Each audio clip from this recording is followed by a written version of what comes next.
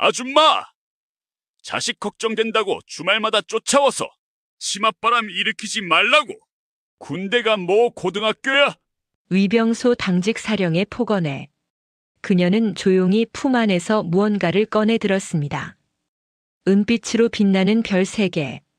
과연 이 여성의 정체는 무엇이며 오만했던 군인들에게는 어떤 일이 벌어진 걸까요? 영상 보시기 전에 구독과 좋아요 한번 눌러주시면 세상 사연에 큰 힘이 됩니다. 무료로 할 수 있는 소중한 응원, 더 좋은 이야기로 보답하겠습니다. 이제 시작하겠습니다. 과천시에 위치한 국군방첩사령부는 대한민국 육군의 보안과 방첩 업무를 총괄하는 핵심 기관이다. 이곳의 수장인 강서희 중장은 군 내부에서 저승사자라는 별명으로 통했다. 그 이유는 단순했다. 그녀의 눈에 한 번 걸리면 계급을 막론하고 누구든 군법의 심판을 피할 수 없었기 때문이다. 강서희는 육군 특수전사령부 예하 707 특수임무대대에서 경력을 쌓았다. 대테러 작전과 비정규전의 전문가로 명성을 얻었던 그녀는 소령 시절부터 이미 비대칭 전력의 대가로 인정받았다. 특수부대 출신답게 그녀는 직관과 분석력이 뛰어났고 한번 표적을 정하면 반드시 끝을 보는 성격이었다. 그런 그녀가 방첩사령부로 자리를 옮긴 것은 대령 진급 직후였다.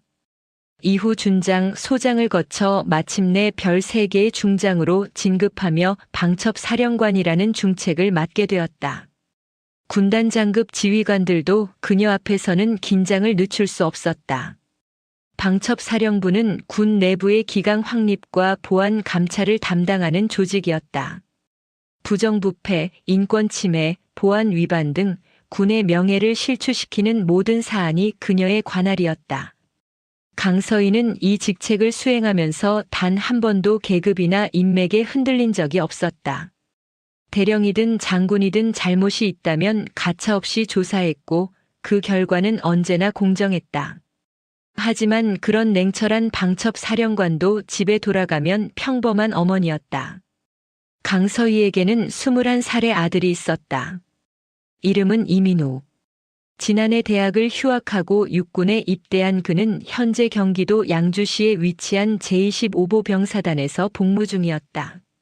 제25보 병사단은 비룡부대라는 별칭으로 불리는 전방사단이었다.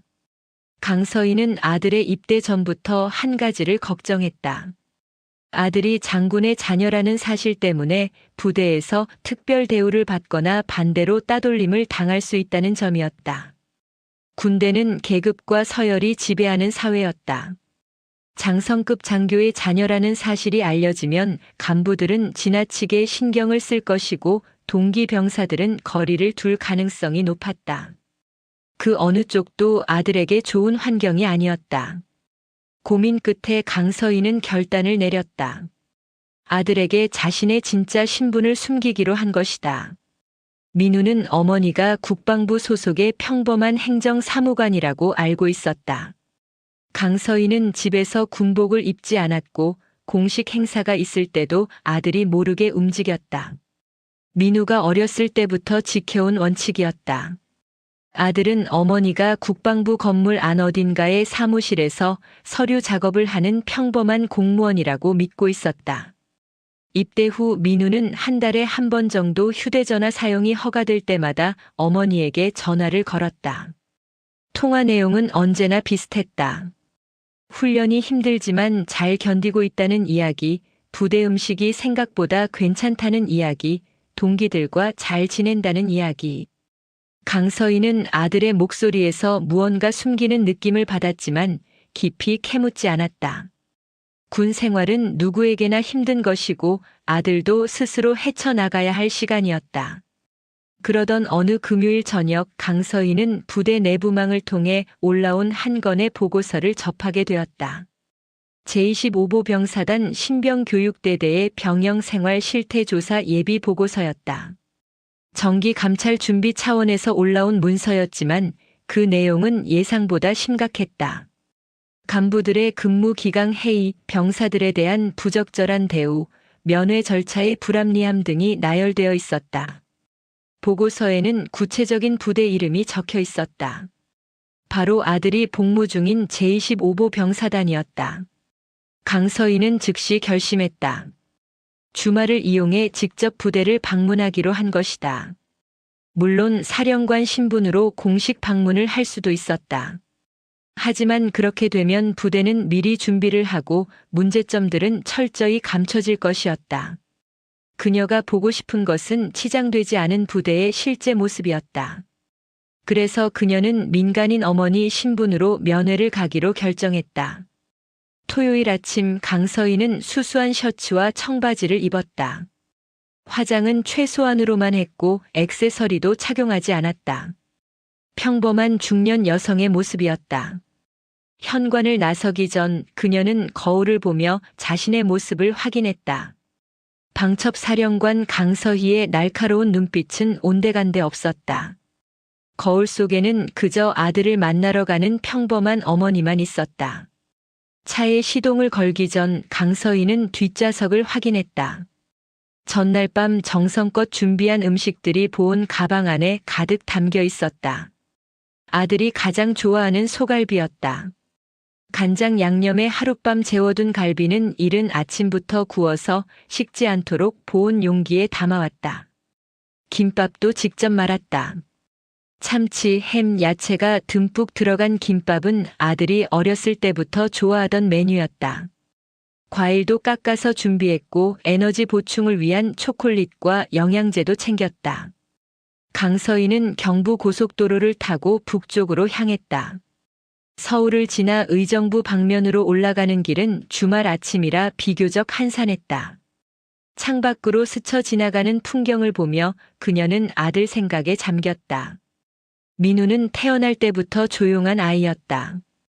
울음도 적게 울었고 떼를 쓰는 일도 거의 없었다. 성격도 차분했다. 친구들과 어울리는 것보다 혼자 책을 읽거나 생각에 잠기는 것을 좋아했다. 고등학교 시절 민우는 국방대학교 진학을 고려했다. 하지만 강서희는 반대했다. 아들이 어머니의 영향으로 군인의 길을 선택하는 것을 원하지 않았다. 민우는 결국 일반 대학에 진학했고 이공계 학문을 전공하기 시작했다. 그리고 2학년을 마친 후 자발적으로 군 입대를 결정했다.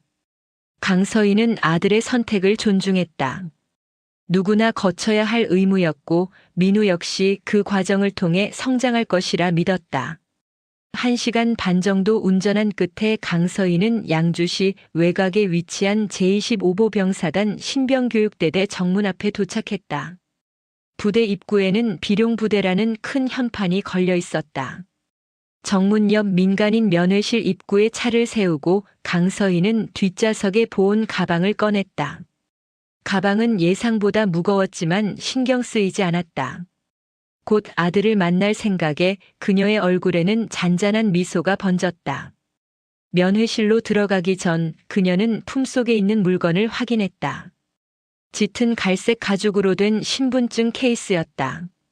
그 안에는 은빛 별 3개가 새겨진 중장 계급장과 함께 대한민국 육군 국군 방첩 사령관이라는 직함이 선명하게 인쇄된 신분증이 들어 있었다.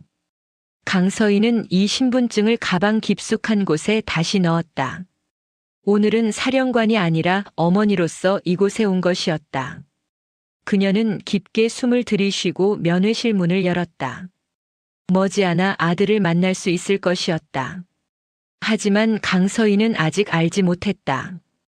이 평범해 보이는 주말 면회가 부대 전체를 뒤흔드는 사건의 시작이 될 것이라는 사실을, 그리고 숨겨두었던 별 3개가 곧 그 빛을 드러내게 될 것이라는 사실을.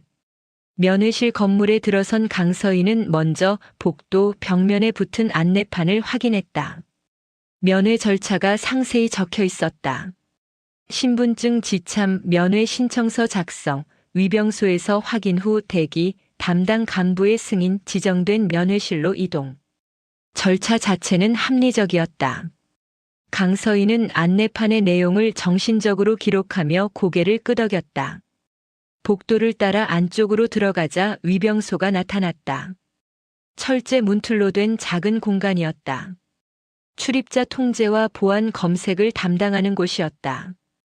부대의 첫 관문이자 얼굴이라 할 수 있는 장소였다. 강서희는 자연스럽게 위병소 내부를 관찰했다. 오랜 군 생활로 몸에 밴 습관이었다. 어떤 조직이든 입구를 보면 그 조직의 수준을 알 수 있었다. 그러나 강서희가 목격한 광경은 예상을 훨씬 벗어났다. 위병소 안은 한마디로 무질서 그 자체였다. 근무 중이어야 할 위병은 제대로 된 자세를 유지하지 않고 있었다.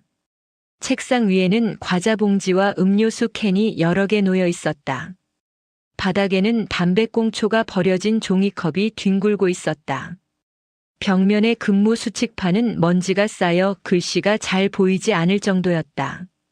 강서희의 시선이 한 병사에게 고정되었다. 위병소 안쪽 등받이 의자에 기대어 앉은 상병이었다. 명찰을 확인하니 박민기라는 이름이 적혀 있었다. 그는 위병 조장이었다. 계급장은 상병을 나타내는 두 개의 역삼각형이 선명했다. 하지만 그의 복장은 규정과 거리가 멀었다. 박민기 상병은 전투복 상의는 제대로 입고 있었지만 하의가 문제였다. 전투복 바지는 맞았으나 발에는 군화 대신 검은색 슬리퍼를 신고 있었다. 실내 휴게실도 아닌 근무 중인 위병소에서 슬리퍼를 신다는 것은 명백한 복무 규율 위반이었다.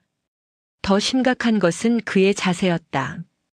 의자 등받이를 최대한 뒤로 젖힌 채 거의 누운 자세로 휴대전화를 보고 있었다. 한 손에는 과자 봉지가 들려 있었다. 입에는 과자를 넣고 씹으면서도 시선은 휴대전화 화면에 고정되어 있었다. 개인 휴대전화를 근무 중에 사용하는 것 역시 명백한 위반 사항이었다. 강서희는 순간적으로 분노가 치밀어 오르는 것을 느꼈다. 하지만 그녀는 감정을 억눌렀다. 우선은 상황을 더 지켜봐야 했다. 강서희는 위병소 창구 앞으로 다가갔다. 보온 가방을 한 손에 들고 다른 손으로는 가방에서 신분증을 꺼냈다. 일반 주민등록증이었다. 그녀는 창구 앞에 서서 목소리를 냈다. 실례합니다. 면회 신청하려고 왔습니다. 박민기 상병은 반응이 없었다. 휴대전화 화면만 계속 들여다보고 있었다. 강서희는 조금 더 큰 목소리로 다시 말했다. 면회 신청 확인 부탁드립니다. 그제야 박민기 상병이 고개를 들었다. 하지만 귀찮다는 표정이 역력했다. 그는 강서희를 위아래로 훑어보더니 한숨을 내쉬었다. 의자에서 일어나는 것도 아니었다. 여전히 비스듬히 기댄 자세 그대로였다. 오늘 면회 안 됩니다. 박민기 상병의 대답은 짧고 무뚝뚝했다. 강서희는 눈썹을 살짝 치켜 올렸다. 안내판에는 주말 면회가 가능하다고 명시되어 있었다. 안내판에는 토요일 오전 면회가 가능하다고 되어 있던데요. 규정이 바뀌었어요. 오늘은 부대 사정으로 면회가 불가능합니다. 박민기 상병은 다시 휴대전화를 보며 대답했다. 강서희는 참을성 있게 물었다. 그럼 언제 면회가 가능한가요? 미리 신청하는 절차가 있다면 알려주시겠습니까? 모르겠는데요. 나중에 전화해서 알아보세요. 박민기 상병은 손가락으로 출입구 쪽을 가리켰다. 저쪽으로 나가라는 제스처였다. 강서희는 깊게 숨을 들이마셨다. 특수부대에서 단련한 인내심이 필요한 순간이었다. 제가 서울에서 2시간 가까이 운전해서 왔습니다. 아들을 만나러 왔는데 정말 면회가 불가능합니까? 확인 절차라도 거쳐주시면 안 될까요? 아니, 출입 금지라고 써 있잖아요. 글자도 못 읽어요? 박민기 상병이 과자 봉지를 책상에 던지듯 놓으며 짜증스럽게 말했다. 그의 손가락이 위병소 벽면에 임시 출입 통제 팻말을 가리켰다. 강서희는 그제야 구석에 붙은 작은 팻말을 발견했다. 하지만 그 팻말은 제대로 된 공식 문서가 아니었다. 종이에 프린트한 것을 테이프로 대충 붙여놓은 수준이었다. 날짜도 적혀 있지 않았다. 이 팻말에는 날짜가 없는데요. 정확히 언제부터 언제까지 통제인지 알 수 있을까요? 아줌마 귀찮게 하지 말고 그냥 돌아가세요. 규정이 규정인데 제가 어떻게 해요? 박민기 상병의 말투는 점점 거칠어졌다. 이미 높임말도 사라진 상태였다. 강서희는 이 병사의 태도가 단순한 무례함을 넘어 조직적인 문제의 징후라는 것을 직감했다. 위병 한 명의 일탈이 아니라 부대 전체의 기강해이가 드러나는 순간이었다. 바로 그때 위병소 뒤편 문이 열리며 한장교가 나타났다. 전투복을 입고 있었고 어깨에는 다이아몬드 3개가 박힌 계급장이 달려 있었다. 대위였다. 명찰에는 이진호라는 이름이 적혀 있었다. 당직 사령이었다. 이진호 대위는 30대 중반으로 보였다. 체격은 건장했지만 자세에서 군인다운 절도가 느껴지지 않았다. 그는 입에 담배를 물고 있었다. 위병소 안은 금연 구역이었지만 그는 개의치 않는 듯했다. 담배 연기가 좁은 공간에 퍼지며 강서희의 코를 찔렀다. 이진호 대위는 강서희를 보더니 눈을 가늘게 떴다. 그의 시선은 무례했다. 강서희를 위아래로 훑어보는 시선에는 민간인에 대한 경멸이 담겨 있었다. 무슨 일입니까? 이진호 대위의 목소리는 권위적이었다. 하지만 그 권위는 계급에서 나오는 것이 아니라 오만함에서 나오는 것처럼 보였다. 강서희는 침착하게 대답했다. 면회를 신청하러 왔는데 위병분께서 오늘은 불가능하다고 하셔서요. 확인 부탁드립니다. 오늘 면회 없습니다. 부대 사정상 통제 중입니다. 부대 사정이라는 것이 구체적으로 무엇인지 여쭤봐도 될까요? 공식적인 훈련이나 행사가 있습니까? 강서희의 질문에 이진호 대위의 얼굴이 일그러졌다. 민간인 주제에 감히 이유를 캐묻는다는 표정이었다. 아줌마, 군대가 뭐 하는 데인지 알아요? 여기는 민간인이 이래라 저래라 할 수 있는 곳이 아닙니다. 규정이면 규정이지 무슨 이유를 일일이 설명해줘야 합니까? 이진호 대위는 담배 연기를 내뿜으며 말했다. 강서희의 눈빛이 차갑게 변했다. 하지만 그녀는 여전히 목소리를 낮게 유지했다. 저는 아들을 만나러 온 정당한 면회 권리가 있습니다.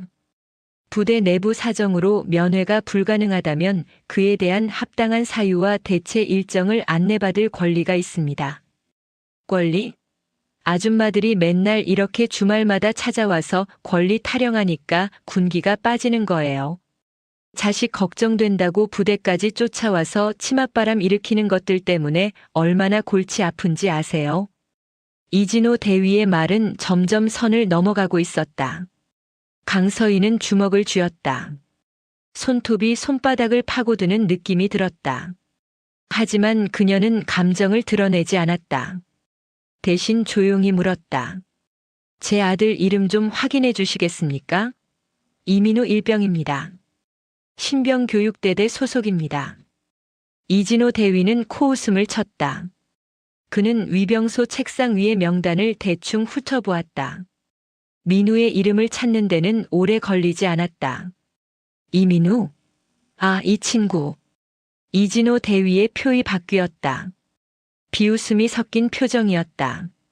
그 친구 요즘 적응 잘 못하던데요. 훈련도 처지고 동기들하고도 잘 안 어울리고. 솔직히 말하면 부대에서 골칫거리입니다. 그러네 엄마가 이렇게 와서 면회시켜달라고 조르니까 애가 더 약해지는 거예요. 강서희의 심장이 빠르게 뛰기 시작했다. 하지만 그것은 두려움이 아니라 분노 때문이었다. 이진호 대위는 계속 말을 이어갔다. 군대는 엄마 손잡고 다니는 곳이 아닙니다. 남자로 키우고 싶으면 이렇게 쫓아다니지 말고 좀 놔두세요. 제발 부탁입니다. 이진호 대위는 담배를 입에 문 채 손사래를 쳤다. 민간인을 내쫓는 제스처였다. 박민기 상병도 옆에서 희죽거리며 웃고 있었다. 두 사람 모두 강서희를 그저 귀찮은 민원인 정도로만 생각하고 있었다. 강서희는 보온 가방을 바닥에 조심스럽게 내려놓았다. 그녀의 움직임은 느렸지만 정확했다. 707 특수임무대대에서 작전을 수행하기 전 보이던 그 움직임이었다. 그녀는 천천히 고개를 들어 이진호 대위를 똑바로 바라보았다. 소속과 성명을 다시 한번 말씀해 주시겠습니까? 강서희의 목소리가 변했다. 더 이상 면회 온 어머니의 목소리가 아니었다. 수십 년간 군 생활을 하며 다져진 명령의 목소리였다. 이진호 대위는 순간 당황한 듯 했지만 곧 비웃음을 지었다. 왜요? 민원 넣으려고요? 좋아요. 제25보 병사단 신병교육대대 당직사령 이진호 대위요. 신고하고 싶으면 마음대로 하세요. 어차피 아무 소용없을 테니까. 이진호 대위는 휴대전화를 꺼내며 말했다. 계속 이러실 거면 지금 경찰 불러서 불법 침입으로 신고하겠습니다. 경고했으니까 알아서 하세요. 그 순간이었다. 강서희가 셔츠 안쪽 주머니에서 무언가를 꺼냈다. 짙은 갈색 가죽으로 된 신분증 케이스였다. 그녀는 그것을 천천히 펼쳤다. 이진호 대위와 박민기 상병의 눈앞에 신분증을 들이밀었다. 은빛으로 빛나는 별 3개. 그 아래 선명한 글자들. 대한민국 육군 중장. 국군방첩사령관. 강서희. 위병소를 둘러싼 공기가 얼어붙었다. 시간이 멈춘 듯 했다. 이진호 대위의 손에서 휴대전화가 미끄러져 바닥으로 떨어졌다. 액정이 부딪히며 금이 가는 소리가 위병소 안에 울렸다. 하지만 그는 그것을 주울 생각조차 하지 못했다. 그의 눈은 강서희가 들고 있는 신분증에 고정되어 있었다. 박민기 상병은 손에 들고 있던 과자 봉지를 떨어뜨렸다. 봉지 속 과자 부스러기가 바닥에 흩어졌다. 그는 의자에서 일어나려다 중심을 잃고 비틀거렸다. 슬리퍼를 신은 발이 제대로 힘을 받지 못했다. 그의 얼굴은 순식간에 창백해졌다. 강서희는 신분증을 그대로 들고 있었다. 움직이지 않았다. 말도 하지 않았다. 다만 차갑게 두 사람을 응시할 뿐이었다. 은빛 별 3개가 위병소의 형광등 불빛을 받아 반짝였다. 대한민국 육군 중장이라는 계급, 국군방첩사령관이라는 직책. 그 글자들이 선명했다. 이진호 대위의 입술이 파르르 떨렸다. 그는 무언가 말을 하려 했지만 목소리가 나오지 않았다. 입안이 바짝 마른 것 같았다. 입에 물고 있던 담배가 바닥으로 떨어졌다. 담배는 아직 불이 붙어 있었고 가느다란 연기를 피워 올렸다. 박민기 상병이 먼저 반응했다. 그는 황급히 차려 자세를 취하려 했다. 하지만 슬리퍼를 신은 발은 규정된 자세를 만들 수 없었다. 그는 슬리퍼를 벗으려 했지만 손이 떨려 제대로 되지 않았다. 그의 이마에서 땀이 흘러내리기 시작했다. 차렷. 박민기 상병의 목소리는 떨렸다. 제대로 된 구령도 아니었다. 그는 경례를 올리려 했지만 손이 어디로 가야 할지 헷갈리는 듯 했다. 군 생활 2년차 상병이 경례를 잊어버릴 일이 없었다. 다만 공포가 그의 근육을 마비시킨 것이었다. 강서희는 여전히 움직이지 않았다. 신분증을 천천히 접어 다시 주머니에 넣었다. 그리고 나서 입을 열었다. 소속과 성명을 다시 밝히십시오.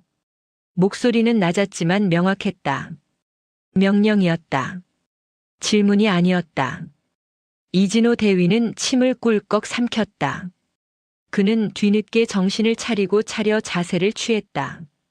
제25보 병사단 신병교육대대 당직사령 이진호 대위입니다. 계급장을 보니 대위가 맞군요. 복무연수는 7년입니다. 7년 동안 배운 것이 이것입니까? 강서희의 질문은 차갑고 날카로웠다. 이진호 대위는 대답하지 못했다. 그는 고개를 숙였다. 땀이 그의 목덜미를 타고 흘러내렸다. 강서희는 위병소 안을 천천히 둘러보았다. 바닥에 담배꽁초, 책상 위에 과자 봉지들, 먼지 쌓인 근무 수칙판, 구겨진 서류들. 모든 것이 그녀의 눈에 기록되었다. 그녀는 다시 이진호 대위를 보았다. 당직 사령이 근무 중 흡연을 했습니다. 전투복 차림으로 위병소 내부에서 담배를 피웠습니다. 이것이 제25보 병사단의 기강입니까? 죄송합니다. 위병 조장인 박민기 상병은 근무 중 슬리퍼를 착용하고 있었습니다. 개인 휴대전화를 사용하고 있었습니다. 음식물을 섭취하고 있었습니다. 이것이 대한민국 육군의 모습입니까? 변명의 여지가 없습니다. 이진호 대위의 목소리는 더욱 작아졌다. 그는 이제 자신이 처한 상황의 심각성을 완전히 이해했다. 눈앞의 여성은 단순한 민원인이 아니었다. 국군 방첩 사령관이었다. 군의 기강과 보안을 총괄하는 최고 책임자였다. 그녀의 눈에 걸린다는 것은 군 생활의 종말을 의미했다. 강서인은 품에서 휴대전화를 꺼냈다. 그녀는 전화번호부를 열었다. 그리고 한 번호를 선택했다. 통화 연결음이 울렸다. 두 번의 신호음 후 전화가 연결되었다. 김철수 군단장입니까? 강서희의 목소리는 공식적이고 차가웠다. 전화기 너머에서 남성의 목소리가 들렸다. 이진호 대위는 군단장이라는 단어에 온몸이 굳었다. 제1군단장은 중장 계급의 지휘관이었다.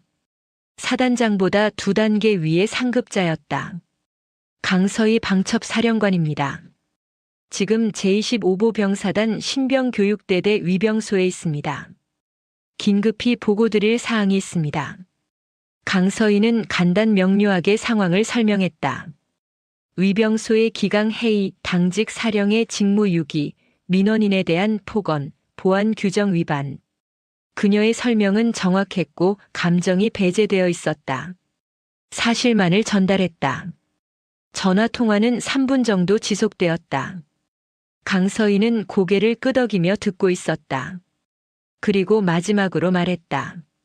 네, 현장에서 대기하겠습니다. 통화가 끝났다. 강서희는 휴대전화를 주머니에 넣었다. 그녀는 이진호 대위를 보았다.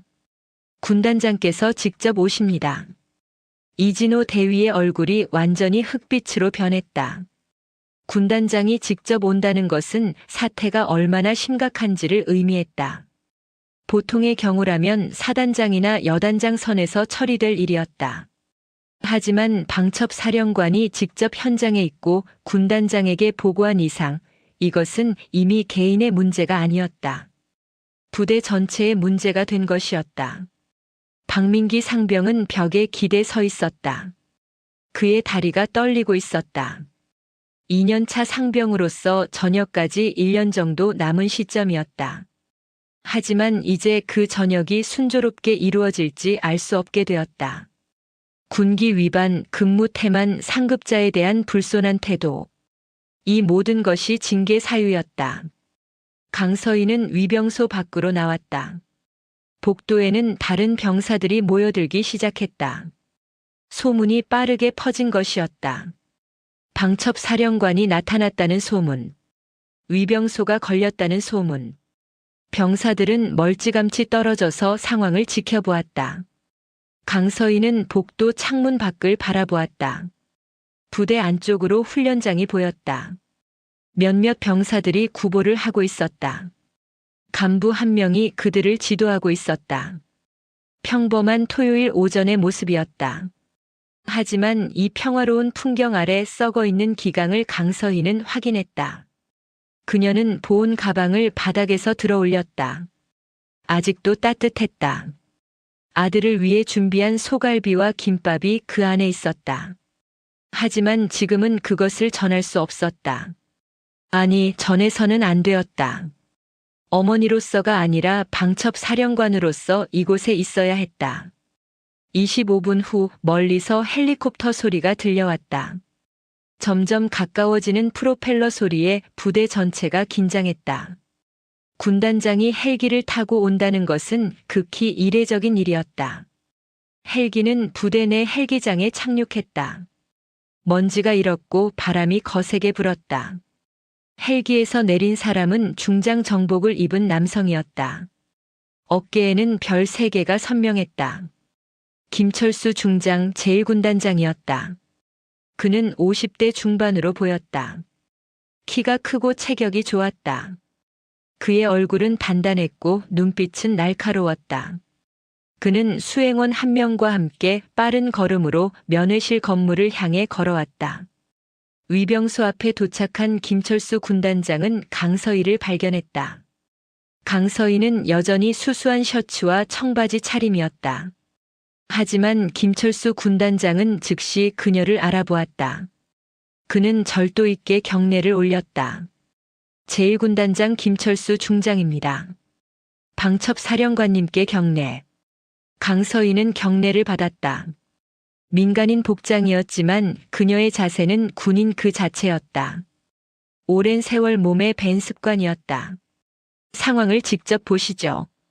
강서희는 위병소를 가리켰다. 김철수 군단장은 위병소 안으로 들어갔다. 이진호 대위와 박민기 상병은 차려 자세로 서 있었다. 두 사람 모두 얼굴이 창백했다. 김철수 군단장은 위병소 내부를 천천히 둘러보았다. 바닥에 담배꽁초, 박민기 상병의 슬리퍼, 책상 위에 과자 봉지들, 흩어진 서류, 먼지 쌓인 장비. 모든 것이 그의 눈에 들어왔다. 김철수 군단장의 얼굴이 굳어졌다.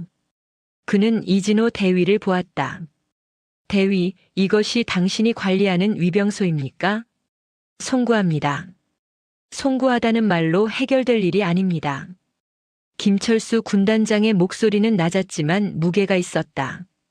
그는 강서희를 돌아보았다. 방첩 사령관님, 이 부대에 대한 전면 감찰을 요청합니다. 이것은 위병소만의 문제가 아닐 것입니다. 강서희는 고개를 끄덕였다. 그녀는 이미 같은 생각을 하고 있었다. 위병소의 기강 해이는 빙산의 일각이었다. 부대 전체에 문제가 있을 가능성이 높았다.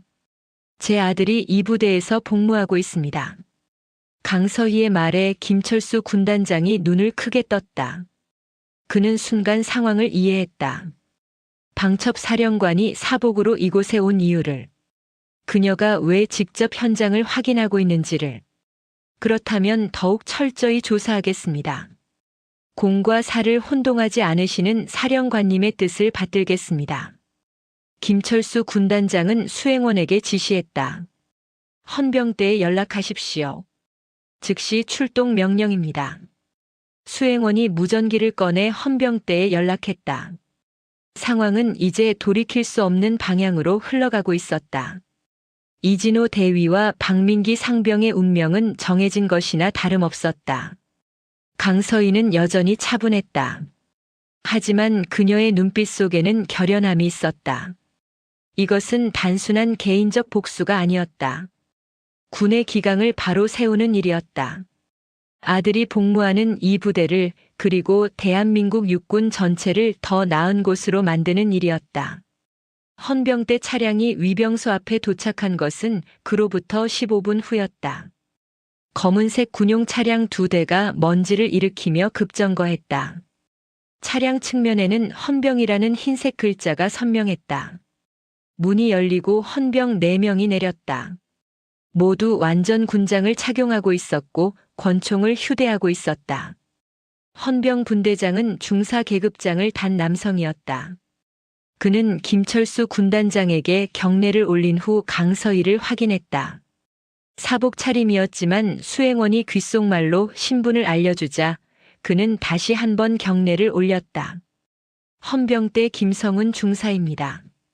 출동 명령 받고 왔습니다. 김철수 군단장이 고개를 끄덕이며 위병소를 가리켰다. 이진호 대위와 박민기 상병을 연행하십시오. 혐의는 근무 중 직무유기, 복무규율 위반, 민원인에 대한 폭언 및 모욕입니다. 알겠습니다. 헌병 중사는 부하들에게 신호를 보냈다. 2명의 헌병이 위병소 안으로 들어갔다. 이진호 대위는 여전히 차려 자세로 서 있었다. 그의 얼굴은 완전히 혈색을 잃었다. 박민기 상병은 벽에 기댄 채 고개를 숙이고 있었다. 떨림이 멈추지 않았다. 이진호 대위, 앞으로 나오십시오. 헌병의 명령에 이진호 대위가 한 걸음 앞으로 나섰다.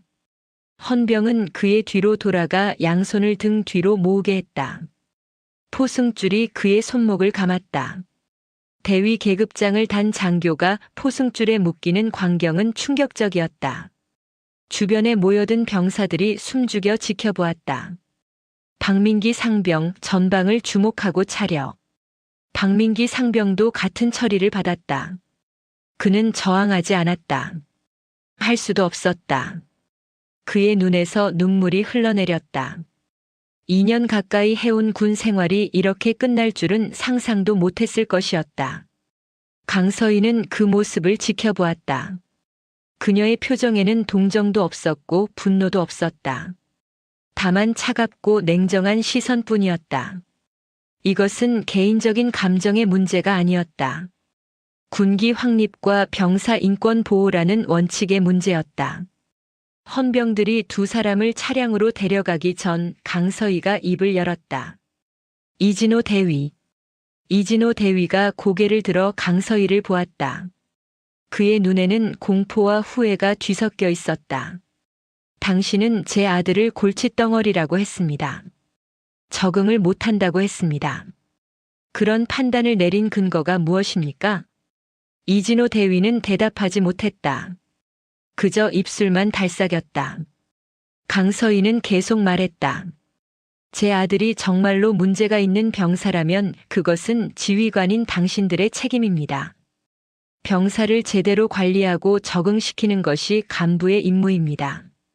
하지만 당신은 그 임무를 저버렸습니다. 아들을 걱정하는 어머니를 모욕했고 군인의 품위를 떨어뜨렸습니다.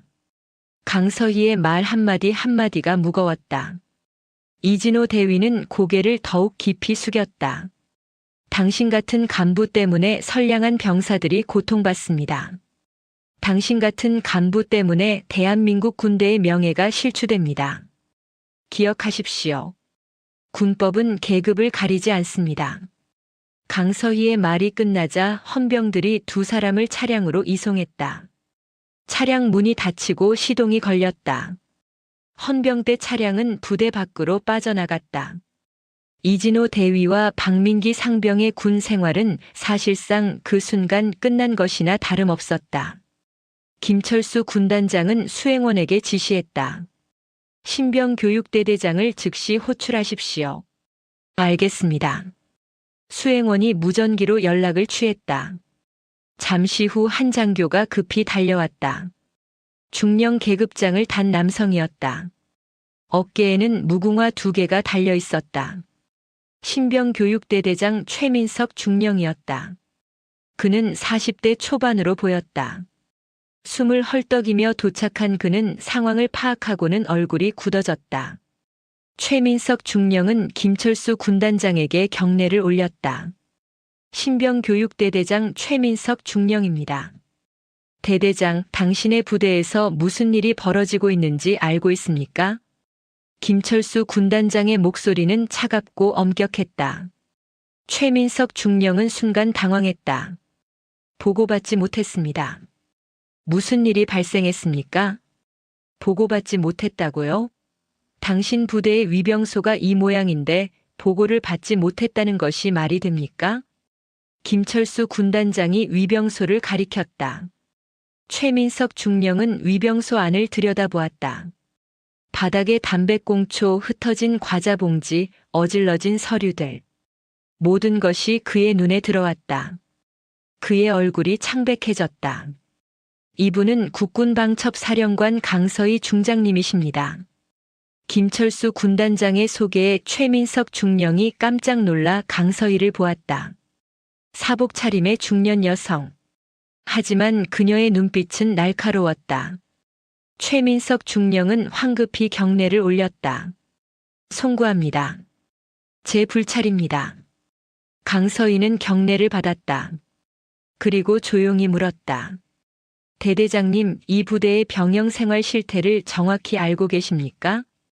최선을 다해 관리하고 있습니다. 최선을 다한 결과가 이것입니까? 강서희의 질문은 날카로웠다. 최민석 중령은 대답하지 못했다. 당직 사령이 근무 중 흡연을 했습니다.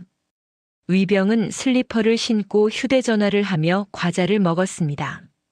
면회 온 민간인에게 폭언을 했습니다. 이것이 대대장님의 최선입니까? 변명의 여지가 없습니다. 최민석 중령의 목소리는 떨렸다. 그는 자신의 경력이 이 순간에 끝날 수도 있다는 것을 알았다. 중령에서 대령으로 진급하는 것은 쉽지 않은 일이었다. 하지만 방첩 사령관 앞에서 이런 불명예를 당한다면 진급은 물 건너간 것이나 다름없었다. 강서희는 김철수 군단장을 보았다. 이 부대에 대한 전면 감찰을 시행합니다. 위병소뿐만 아니라 생활관, 훈련장, 식당, 모든 시설을 점검합니다. 특히 병사들에 대한 부조리 행위가 있는지 전수조사가 필요합니다. 즉시 시행하겠습니다. 김철수 군단장이 고개를 끄덕였다. 그는 최민석 중령을 보았다. 대대장은 즉시 보직 해임입니다. 후임자가 부임할 때까지 부대대장이 대리 지휘하도록 하십시오. 조사 결과에 따라 추가 조치가 있을 것입니다. 알겠습니다. 최민석 중령의 목소리는 힘이 없었다. 무궁화 2개의 계급장이 무색했다. 보직 해임은 사실상 군 생활의 종말을 의미했다. 진급은 불가능했고 전역 심사 대상이 될 가능성이 높았다. 강서희는 수행원에게 지시했다. 방첩 사령부 조사팀을 출동시키십시오. 이 부대에 대한 긴급 감찰을 실시합니다. 특히 병사 인권 침해 사례, 가혹 행위, 부당한 처우에 대해 집중 조사하도록 하십시오. 알겠습니다. 수행원이 즉시 휴대전화로 연락을 취했다. 방첩 사령부의 감찰팀이 출동한다는 것은 부대 전체가 현미경 아래 놓인다는 의미였다. 모든 기록이 검토될 것이고 모든 병사가 면담을 받을 것이었다. 숨겨진 비리나 부조리가 있다면 반드시 드러날 것이었다. 김철수 군단장은 최민석 중령에게 말했다. 대대 전체 간부를 소집하십시오. 1시간 내로 강당에 집합시키십시오. 제가 직접 훈시하겠습니다. 알겠습니다. 최민석 중령이 무전기를 꺼내 지시를 내렸다. 부대 전체가 긴장 상태에 들어갔다. 군단장이 직접 방문해서 훈시를 한다는 것은 극히 이례적인 일이었다. 무언가 큰 문제가 발생했다는 것을 모두가 알았다. 강서희는 여전히 보온 가방을 손에 들고 있었다. 아들을 위해 준비한 음식. 하지만 지금은 그것을 전할 수 없었다. 그녀는 김철수 군단장을 보았다. 제 아들을 만나고 싶습니다. 하지만 지금은 적절한 시기가 아닌 것 같습니다. 김철수 군단장이 고개를 끄덕였다. 사령관님의 판단이 옳습니다. 조사가 진행 중인 상황에서 사령관님의 자녀를 특별히 면회시키는 것은 오해를 불러일으킬 수 있습니다. 제 아들 이민우 일병에 대해서도 공정하게 조사해 주십시오. 만약 그에게 문제가 있다면 다른 병사들과 똑같이 처리하십시오. 특혜도 불이익도 없어야 합니다. 명심하겠습니다. 강서희는 위병소를 마지막으로 한번 둘러보았다. 이곳에서 시작된 일이 부대 전체를 뒤흔들게 될 것이었다. 하지만 그것은 필요한 일이었다. 썩은 부분을 도려내지 않으면 전체가 부패하는 법이었다. 그녀는 보온 가방을 최민석 중령에게 건넸다. 이것은 제 아들을 위해 준비한 음식입니다. 조사가 끝나고 적절한 시기가 되면 전해 주십시오. 그때까지 냉장 보관 부탁드립니다. 최민석 중령이 조심스럽게 가방을 받았다. 반드시 전달하겠습니다. 강서희는 고개를 끄덕이고 복도를 걸어 나갔다. 김철수 군단장이 그녀를 배웅했다. 두 사람은 부대 밖 주차장으로 향했다. 강서희의 차가 그곳에 서 있었다. 오늘 일은 제게 큰 교훈이 되었습니다. 김철수 군단장이 말했다. 군단 내 모든 부대를 다시 점검하겠습니다. 이런 일이 다시는 발생하지 않도록 하겠습니다. 부탁드립니다. 우리는 국민의 아들과 딸을 맡고 있습니다. 그들을 지키고 키우는 것이 우리의 임무입니다. 강서희는 차 문을 열었다. 시동을 걸기 전 그녀는 부대 안쪽을 바라보았다. 저 안 어딘가에 아들이 있었다. 하지만 지금은 만날 수 없었다.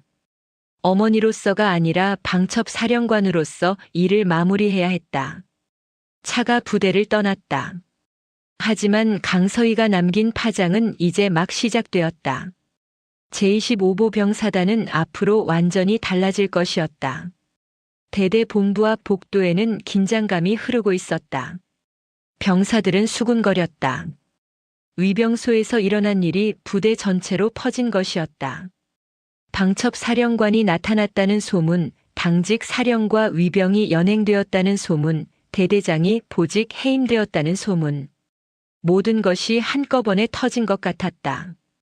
그 복도 한쪽에 이민우 일병이 서 있었다. 21살의 청년은 전투복을 단정히 입고 있었다. 어깨에는 일병을 나타내는 역삼각형 하나가 달려 있었다. 입대한 지 6개월이 지난 시점이었다. 그는 갑작스러운 호출에 당황하고 있었다. 이민우 일병 대대장실로 즉시 이동하라. 소대장인 김준서 중위의 명령이었다. 김준서 중위는 다이아몬드 2개를 단 젊은 장교였다. 그의 표정은 평소와 달리 굳어 있었다. 무슨 일인지 설명하지 않았다. 다만 최대한 빨리 가라고만 했다. 민우는 복도를 걸어갔다. 대대장실은 본부 건물 2층에 있었다. 계단을 오르는 동안 그의 머릿속은 복잡했다. 자신이 무슨 잘못을 했는지 생각해 보았다. 훈련에서 실수한 적이 있었나? 내무 생활에서 문제가 있었나? 아무리 생각해도 특별한 일은 없었다. 하지만 이진호 대위의 말이 떠올랐다. 부대에서 적응을 못한다는 말. 골칫덩어리라는 말. 민우는 자신이 다른 병사들과 잘 어울리지 못한다는 것을 알고 있었다. 성격이 내성적인 편이었고 먼저 다가가는 것을 어려워했다. 훈련 성적도 중간 정도였다. 특별히 뛰어나지도 뒤처지지도 않았다. 대대장실 앞에 도착했다. 문 앞에는 부관인 이상훈 대위가 서 있었다. 어깨에 다이아몬드 3개가 선명했다. 이상훈 대위는 민우를 보더니 고개를 끄덕였다. 이민우 일병입니까? 예, 그렇습니다. 안으로 들어가십시오. 군단장님께서 기다리고 계십니다. 군단장. 그 단어에 민우의 심장이 빠르게 뛰기 시작했다. 군단장은 별을 단 장군이었다. 사단장보다도 높은 사람이었다. 왜 군단장이 자신을 부른 것인지 이해할 수 없었다. 민우는 깊게 숨을 들이쉬고 문을 두드렸다. 들어오십시오. 낮고 권위 있는 남성의 목소리였다. 민우는 문을 열고 들어갔다. 대대장실은 넓었다. 한쪽에는 회의 테이블이 있었고 다른 쪽에는 집무 책상이 있었다. 그리고 그곳에는 믿을 수 없는 광경이 펼쳐져 있었다. 정복을 입은 중장 한 명이 방 구석에 서 있었다. 어깨에 별 3개가 눈부셨다. 김철수 군단장이었다. 그런데 그는 주인공이 아니었다. 민우의 시선은 집무 책상 앞 의자에 앉아 있는 사람에게 고정되었다. 어머니였다. 강서희였다. 하지만 평소에 보던 모습이 아니었다. 그녀는 육군 정복을 입고 있었다. 어깨에는 별 3개가 달려 있었다. 가슴에는 수많은 약장이 줄지어 붙어 있었다. 707 특수임무대대 배지, 특전사 마크, 그리고 각종 훈장들. 민우는 그 자리에 얼어붙었다. 차렷. 경례. 김철수 군단장의 명령에 민우는 반사적으로 자세를 취했다. 하지만 손이 떨렸다. 경례를 올렸지만 제대로 된 동작인지 확신할 수 없었다. 눈앞의 광경이 현실인지 꿈인지 구분되지 않았다. 강서희는 천천히 일어났다. 그녀는 아들에게 다가왔다. 민우의 눈에서 눈물이 흘러내렸다. 강서희는 아들의 어깨에 손을 올렸다. 민우야. 놀랐지? 엄마가. 아니, 어머니께서. 민우는 말을 잇지 못했다. 강서희는 아들을 따뜻하게 안아주었다. 차가운 방첩 사령관이 아니라 평범한 어머니의 품이었다. 민우는 그 품에서 울음을 터뜨렸다. 쌓여있던 모든 감정이 한꺼번에 쏟아졌다. 미안하다. 엄마가 내게 거짓말을 했구나. 강서희의 목소리는 부드러웠다. 그녀는 아들을 의자에 앉혔다. 김철수 군단장은 조용히 방을 나가 문을 닫았다. 이제 방 안에는 모자만 남았다. 왜 말씀하지 않으셨어요? 민우의 목소리는 떨렸다. 강서희는 아들의 손을 잡았다. 내가 장군의 아들이라는 이유로 특별 대우를 받거나 따돌림을 당하는 것을 원하지 않았다. 내가 스스로의 힘으로 군 생활을 해내기를 바랐어. 그것이 너를 위한 최선이라고 생각했어. 하지만 저는 부대에서 잘 적응하지 못했어요. 훈련도 평범하고 동기들과도 잘 어울리지 못했어요. 어머니를 실망시켰을 거예요. 민우는 고개를 숙였다. 강서희는 아들의 턱을 들어 올려 눈을 마주쳤다. 민우야, 잘 들어라. 군 생활에서 가장 중요한 것은 화려한 성적이 아니야. 동료들과 어울리는 능력만도 아니야. 가장 중요한 것은 성실함과 책임감이야. 내가 주어진 임무를 성실히 수행했다면 그것으로 충분해. 하지만 내가 완벽할 필요는 없어. 다만 정직하고 성실하면 돼. 그리고 동료를 존중하고 상급자의 부당한 명령에 맞설 용기를 가지면 돼. 그것이 진짜 군인이야. 강서희는 아들에게 오늘 있었던 일을 설명했다. 위병소에서의 일, 이진호 대위의 폭언, 그리고 그에 따른 조치들. 민우는 놀란 표정으로 들었다. 이 부대는 앞으로 완전히 달라질 거야. 방첩사령부의 감찰이 진행될 거고 모든 부조리가 뿌리 뽑힐 거야. 내가 복무하는 이곳이 대한민국에서 가장 기강이 바르고 병사의 인권이 존중받는 부대가 될 거야. 제가 무엇을 해야 할까요? 민우의 질문에 강서희는 미소 지었다. 아무것도 특별히 할 필요 없어. 다만 지금처럼 성실하게 생활하면 돼. 그리고 기억해라. 너는 장군의 아들이 아니라 대한민국 육군 이민우 일병이야. 내 자신의 이름으로 살아가는 거야. 강서희는 품에서 작은 상자를 꺼냈다. 아들에게 건넸다. 이건 엄마가 소위로 임관했을 때 받은 시계야. 이제 내게 물려주고 싶구나. 민우는 상자를 열었다.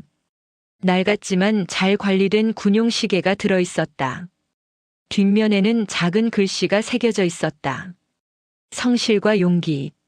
엄마는 내가 이 부대에서 특권을 누리길 원하지 않아. 군단장께서 전출을 제안하실 수도 있어. 하지만 그것을 받아들이지 마라.